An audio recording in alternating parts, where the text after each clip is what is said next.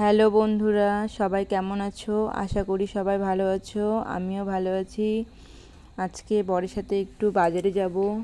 তো ছেলের একটা স্কুলের ব্যাগ নিব আর কিছু সবজি বাজার করব। তো চলো দেখা যাক কী কী নেওয়া যায়, আর তার সাথে ঘরগুলো তালা দিয়ে নিই, তারপরে বেরিয়ে যাব, কারণ ছেলে স্কুলে গেছে, আমরা দুজনই যাচ্ছি বাজারে। তো যদি বাজার করতে করতে ছেলের ছুটি হয়ে যায় তো নিয়ে চলে আসবো একসাথে একবারে। তো বর বাইক নিয়ে বেরিয়ে গেল। তো এখন যাচ্ছি, চলো যাওয়া যাক, বাজারের উদ্দেশ্যেই যাচ্ছি। তো বর যেতে যেতে বলছে গাড়িতে নাকি সেরকম তেল নেই। তো বলছে তাহলে চলো আগে তেলটা ভরে নিই, তারপরে। তো পাহাড় দেখা যাচ্ছে, দেখো হালকা হালকা দেখা যাচ্ছে আজকে পাহাড়টা। তো অন্য দিন ভালোই দেখা যায়, তো কুয়াশার জন্য আজকে অতটা দেখা যাচ্ছে না। এটা নাকি দার্জিলিংয়ের পাহাড়। আমি এখনও যাইনি। তোমরা কে কে দার্জিলিংয়ের পাহাড়ে ঘুরতে গেছো তো আমাকে একটু কমেন্টে বলবে। তো চলো যাই।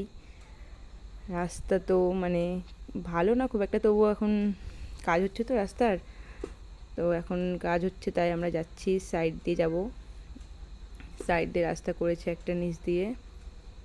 ওই দেখো হালকা হালকা পাহাড় দেখা যাচ্ছে বন্ধুরা, দেখতে পাচ্ছ তোমরা? তোমরা বুঝতে পারছো কি না জানি না, সামনে দেখো একদম পাহাড়টা দেখা যাচ্ছে। তো ওই দেখো রাস্তায় কাজ হচ্ছে, নিচ দিয়ে যাচ্ছি আমরা। তো এখন যাচ্ছি, চলো। খুব গল্প করছে বর, একটু একটু গানও করছিল। সেই গানটা তো আর এখন করা শোনানো যাচ্ছে না। তো চলো যাওয়া যাক। বাজারের উদ্দেশ্যে বেরিয়েছি, কিন্তু বর বলছে যখন তেল নেই তো তেলটা তো আগে ভরে নিতেই লাগবে। ওই দেখো পাহাড় দেখা যাচ্ছে। ছেলের স্কুলের রাস্তাটা পার করে এলাম, এখন যাচ্ছি। তো সবাই তো জানোই একটা মেয়ে ঘুরতে বেরোনোর জন্যে যে কত কিছু বাহানা দিতে হয়, সেটা মেয়েরা অন্তত ভালো করেই বোঝে।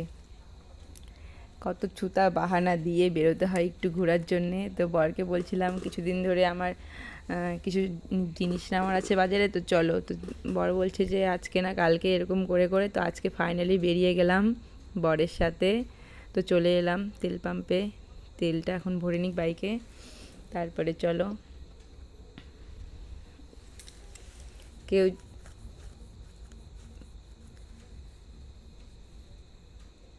বর বলছে কত হয়েছে।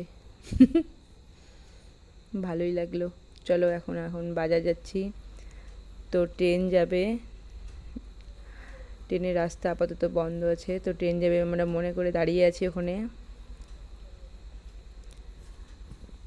তারপরে দেখছি আস্তে আস্তে সব গাড়ি চলে যাচ্ছে। তো ট্রেন গেল না, ট্রেনের যে ইঞ্জিনটা বলে সেই ইঞ্জিনটা গেল। এখন ইঞ্জিনটা এদিক থেকে এখন এদিকে মাথা ঘুরাবে আবার, তো এদিকে যাবে এখন। তার জন্য দাঁড়িয়ে আছি আমরা। চলো চলে গেল। এখন আমরা আবার বাজারে চলে যাচ্ছি। এত রোদ ছিল বন্ধুরা, কি বলবো, তোমরা বুঝতে পারছো না ঠিক, কিন্তু রোদ খুব ছিল। আমি মাথায় ঘোমটা দিয়েছিলাম সেই সময়। দেখো ট্রেনের কতগুলো রাস্তা।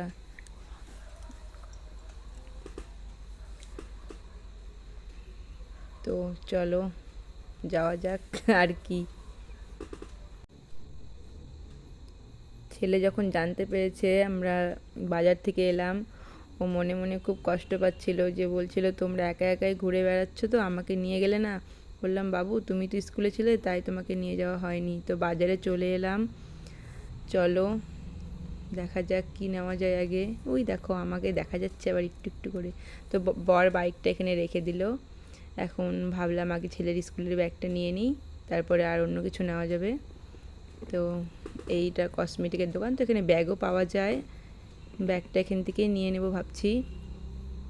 তো এই দোকান থেকে আমি কসমেটিকের জিনিস টিনিস যা লাগে আমার, আমি এখান থেকেই নিই। তো অনেকগুলো ব্যাগ বের করে দিয়েছে কাকু। তো চলো দেখে নিই ব্যাগগুলো কোনটা ভালো লাগে। এখন একটা বের করে দেখাবে, আমাকে জিজ্ঞেস করছিল ছেলে কিসে পড়ে। তো আমি বললাম, তো বললো এই ব্যাগটা ভালো হবে। তো সেই ব্যাগটা এখন বের করে দেখাবে। তো বর বের করতে নিল, তো বলছে যে দাও আমি বের করে ভালো করে দেখাচ্ছি খুলে। দোকানদার বলল তো ব্যাগটা বলো কেমন লাগছে তোমাদের কাছে। বরের কাছে তো পছন্দ হয়েছে, আমার কাছেও ভালো লাগছে, জানি ছেলের কাছেও ভালো লাগবে নিয়ে গেলে। তো ভালোই আছে ব্যাগটা। আমি বললাম ভালো করে খুলে দেখাতে বলো, তাহলে খুলে দেখাবে। তো এখন খুলে দেখাচ্ছে দোকানদার কাকু। তো ব্যাগে সব কিছু ভালো লাগলো। তো যাই হোক, ওটা আমাদের পছন্দ হয়ে গেছিলো, তবু আরও দু একটা দেখার চেষ্টা করলো যে যদি ভালো লাগে। তো দেখলাম না, সেরকম কোনোটা ভালো লাগছে না। তো ফাইনালি ওই ব্যাগটাই নিয়েছি আমরা, যে ব্যাগটা প্রথমে দেখিয়েছে। তো এটা বরের একটু একটু পছন্দ হয়েছিল, কিন্তু ছেলে মনে হয় না নিবে, কারণ অনেকটা ছেলের কাছে মনে হবে মেয়েদের মতন লাগছে ব্যাগটা। তো তার জন্যে আর এটা নেওয়া হলো না। আমি আমার বরকে বলছিলাম, দেখো তুমি যে জামাটা পরেছো সেই জামার কালার। তারপর বর একটু মুচকি হাসি দিয়ে দিয়েছে আমাকে, আমার কথা শুনে। তো এই ব্যাগটাই নিয়ে নিলাম ফাইনালি। তো পেমেন্ট করে দিল বর, করে দেওয়ার পরে বললো একটা কলম নিয়ে নিই। ছেলে কিছুদিন ধরেই বলছিল একটা কলমের জন্য, তো একটা কলমও নিয়ে নিলাম। তো আর কি বলবো, দেখো এখানে অনেক কানের আছে, চলো তোমাদেরকে কানেরগুলো দেখাই। এখন কানেরগুলো খুব ভালোই লাগছে দেখতে। আমি নিয়েছি অনেক কানের এখান থেকে। তো দেখো, তোমরাও একটু দেখো, তোমাদের যদি ভালো লাগে। অনেক কিছু আছে, দেখো খুব সুন্দর সুন্দর কানেরগুলো আছে, অনেক কিছু আছে, যা যেটা লাগবে বলবে।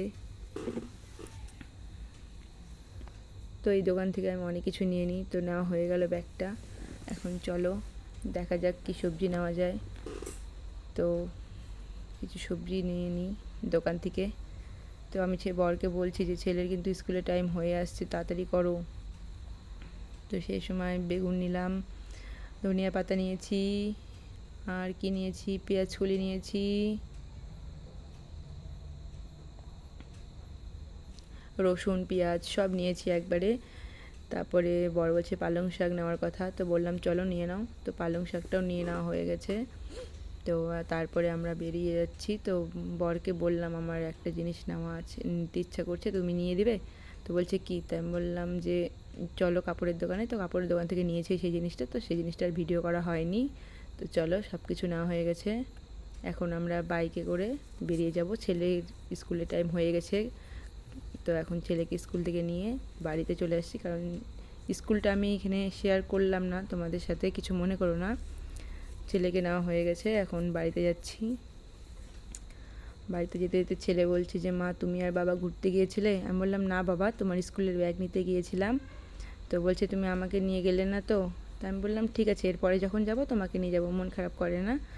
তো ঠিক আছে, যাই হোক, ওকে অনেক কিছু বুঝিয়ে, ও একটু মন খারাপ করছিল, যাই হোক ওকে আবার একদিন নিয়ে যেতে হবে।